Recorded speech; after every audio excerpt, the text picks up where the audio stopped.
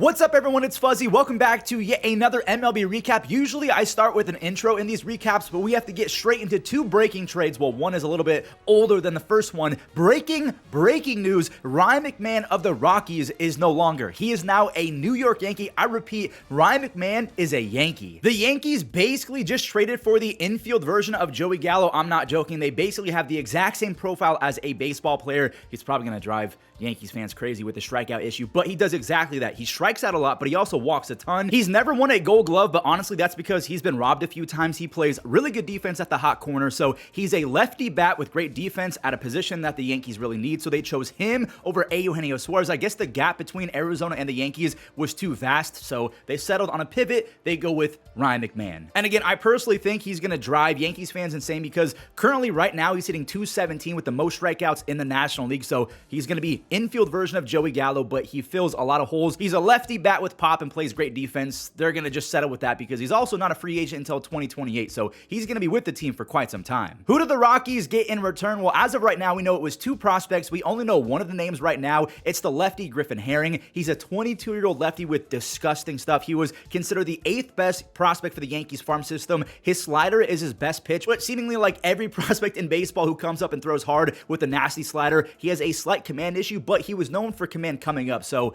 I guess the Rockies are going to try and fix that. I mean, that's never going to happen. Not because that's a Griffin Herring thing, it's because the Rockies are all-time bad at developing pitchers. Or maybe it's just because Cortes robs pitchers of their ability to keep the ball on the ground, or if it's hit in the air, it just flies out for a home run. And as I was recording, it was revealed that the Rockies also picked up Josh Gross. So he's a 6'4", 22-year-old. He is the second prospect going back to Colorado. His fastball is seemingly his best pitch, but he's got a decent slider and a good changeup. Obviously, control is going to be his biggest weakness, but that's like every prospect coming up. I don't know if I would really worry about that, but then again, should we? Just seems like so many teams in baseball are able to correct command issues, so you want to just go for stuff, right? Real quick, let's recap this trade before we talk about the Josh Naylor trade. The Rockies are getting two prospects, Griffin Herring and Josh Gross, in exchange for Ryan McMahon, who is essentially the infield version of Joey Gallo. Can Ryan exceed those expectations and hit 270 the rest of the way? You guys have to let me know. You guys have to give me some grades in the comments. Because now we have to talk about the other breaking trade that happened last night. The Mariners are picking up 28-year-old first baseman Josh Naylor, who was traded by the Guardians to the Diamondbacks this offseason. I don't think that Snakes fans are happy with that trade because Slade Ciccone, he looks pretty good. Josh had 19 doubles with 11 home runs, 59 RBIs, and a 123 OPS plus with the Diamondbacks, but he's doing that thing that Josh Naylor always does. He slows down at the end of June and then gets pretty bad in the second half. Somehow, he's running slower than ever, and since the end of June, he has 2 extra base hits with the 725 OPS in like 18 games. He takes his slump into the postseason sometimes, or at least as a Guardians fan, that's what it seems like. In 17 career postseason games, Josh Naylor has a 526 OPS, and again, he's running at the slowest he's ever been, so I'm not trying to have like a smear campaign against the guy, but I'm praying that Seattle can unlock him, and maybe getting traded gets that juice back in the bat, because he always slows down. Who are the Diamondbacks getting in return? So the prize, in my opinion, is 25-year-old Brandyn Garcia. He made his debut a few days ago for the Mariners. I guess they were trying to showcase his stuff. He's known for his strikeout stuff thanks to his elite fastball. He has a fastball sinker thing. He's got a slider and a cutter trio. The command, like we've talked about a million times, it's an issue right now, but maybe the Diamondbacks are going to be able to correct it. They also pick up 21-year-old Ashton, Izzi, fastball slider kind of guy. Those are his best pitches in terms of how they're rated. He got lit up this year after impressing last season. And of course, what's his biggest issue? Can you guess it? You got it, little Timmy. Command. So with that, 2 lefty bats, some of the most prized lefty bats this trade deadline season are off the chopping block. Who's next? By the way, reports are saying that both the Diamondbacks and the Mariners aren't anywhere close to being done. The Snakes, I guess, have 4 or 5 more players that could get shipped out, and the Mariners still want Eugenio Suarez, who is obviously still available, but his price seems to be insane if the Yankees aren't even going to be able to acquire him. But if it does happen and Seattle goes JP Crawford, JRod, Cal Raleigh, Gino, Naylor, and Randy, that is a 1 through 5 that'll play. I don't care who they're facing in the playoffs. If they make it, that will play. More trade talk. This is on the smaller side of things. Gregory Soto, the reliever for the Orioles, the lefty, who tore me up in 2021 with this stupid All-Star card. He is the former closer and All-Star for the Tigers, who again became an Oriole. The Mets are sending right-handers Wellington, Aracena, and Cameron Foster. If you guys want to do your research on those guys, you can, but we have other stuff to talk about. I'm sorry. Gregory Soto had an almost 4 ERA this season, but of course the strikeouts were up there. He had an 11 strikeouts per 9. I like this move for the Mets. I've really enjoyed what they've done with Griffin Canning and Clay Holmes. Maybe this doesn't make any sense, but I feel like they just know what to tell a pitcher or how to find the weaknesses in a pitcher and bring the most out of them.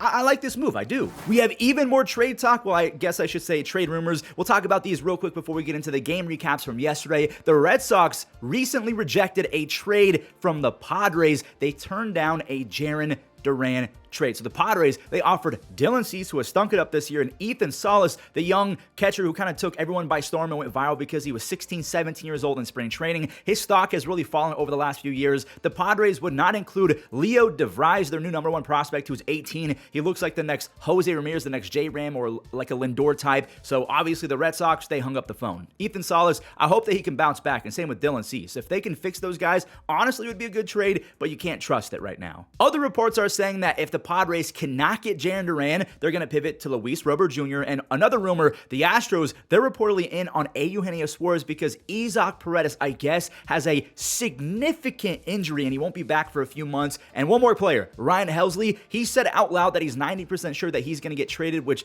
is wild for a player to say out loud, but honestly, I respect the honesty. I love it. Because we just talked about the Mariners, let's see what triggered that Josh Naylor trade, because maybe they got shut out by the Angels.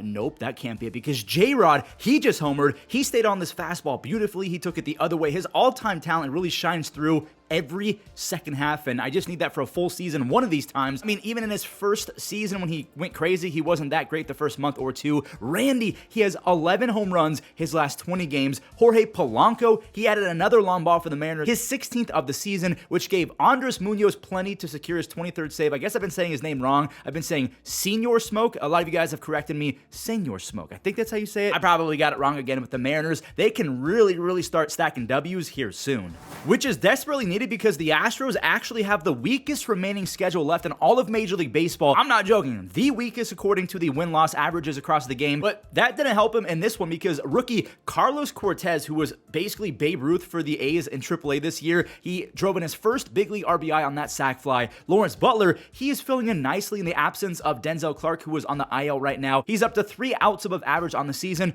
Carlos Cortes, he's got the host piece as well. Sevy, he's fired up because his rookie is showing off on both sides of the diamond, and now Carlos is getting his first big league base hit in front of his family. His family's fired up as well, and now he's scoring for the very first time as a big leaguer. Kurtz is literally unstoppable, and this was a great relay from the Astros, so only one scored.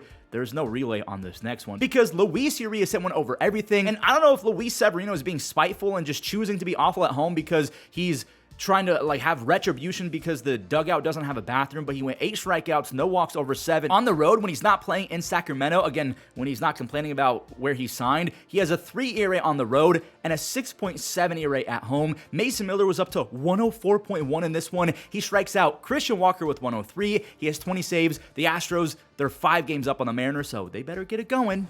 Ramon Urias' last 114 games dating back to last August are cartoonish. 24 doubles, 21 home runs, and an 870 OPS. I mean, those aren't earth-shattering numbers, but they're very good. You got to trade this guy ASAP. We have another Urias brother doing things. Luis went yard in that last game. His brother Ramon is now spraying RBI doubles thanks to an awful read in center. Kwani, he's putting the Guardians on his back. He just secured his first multi-home run game. I swear to God, if we trade this guy, I'm never going to watch baseball again. Gunner, dang it, that's going to wrap up this game. Gunner's RBI single wins it as Gregory Soto actually got the save. I guess he was out there for the final time. Ramon, he had the backhand play to end it. The Mets saw that and they said, yeah, give me that, please. The Orioles are still 9 games back of a wild card, so I expect a few more trades. Who is and isn't off limits? This next sentence honestly does not feel real. The Tigers are 1-10 their last 11 games. 1-10? Okay, they had a nice little start with Jahmai Jones hitting another home run, and Reese Olson, he was awesome through 5. Keywords through 5. Vladdy, he started the absolute spanking with an RBI liner to left field. That's a double. Springer, he got the wave around home. Ernie Clement, he took offense to this Addison Barger intentional walk. He's already clutched up versus the Tigers this year, and he did it again. A 3-run home run. Joey Loperfido is about to make it back-to-back home runs, so it's just kind of perfect timing because we know that he was acquired by the Blue Jays last year for Yusei Kikuchi at the trade deadline, and now we're in the trade deadline season again. He actually has some pretty solid bat speeds, and he can really run on the bases too. Is that a rally squirrel? Are the Tigers about... No. Vladdy got his second RBI. Barger, he split the gap for 3 bases. That is a 2-run stand-up triple. I love Addison Barger's swing path so much. He's just so aggressive. Eric Lauer, the lefty, was awesome again. He's down to a near 2.5 ERA. He went 8 innings with 1 earned run, 6 strikeouts. Torkelson hit another torque tater. He has 22, but again, the Tigers have lost 10 of their last 11. Toronto is now 4.5 games up in the East. They're 61-42, and because the Astros just lost, the Jays have the best record in the American League. Tatis is back to hitting home runs. I guess that's a little bit later. This was a crazy game between his Padres and the Cardinals. Nando had 3 base hits. He scored after getting his first one on this Luis Urias double. Luis then scored on the Jackson Merrill single. St. Louis went brazy after that. Wilson, he matched Luis with an RBI double. And Brendan Donovan, who I'm hearing grapevine rumors that he could be in the sights of the Yankees. I don't think that's going to happen, but he bashed out a 3-run go-ahead Brendan bomb. It's not going to be cheap to acquire him because he's not a free agent for a while, and he's really good at getting on base. It would take a haul. Wilson Contreras went even further. Yu Darvish has straight up been batting practice in 2025, a 7 spot off him. The Padres almost cannot afford to put him back out there. They're just going to have to keep on trying. Nando, he got 1 back for his 17th, and this is why I say roller coaster. Manny, he lined one out to right center. He has 19 home runs, 63 RBIs, and a 133 OPS plus, but the Cardinals, they kept stacking runs. Ivan Herrera singled and Scott and then homered after the Padres got it back to within 1. So Wilson goes to play first base. They replace Wilson at catcher with Ivan Herrera. He's batting .315 with the 151 OPS plus. Ryan Helsley, he got his 20th save, and again, he said out loud by himself that he's 90% sure he's going to get traded, so take it for what you will. And there we have it, another recap in the books. That was a very informative and fun recap. I hope that you guys enjoyed. If you did, leave a like, and don't forget to subscribe. Use code Fuzzy on SeatGeek as well as Underdog Fantasy, and I'll see you in the next one.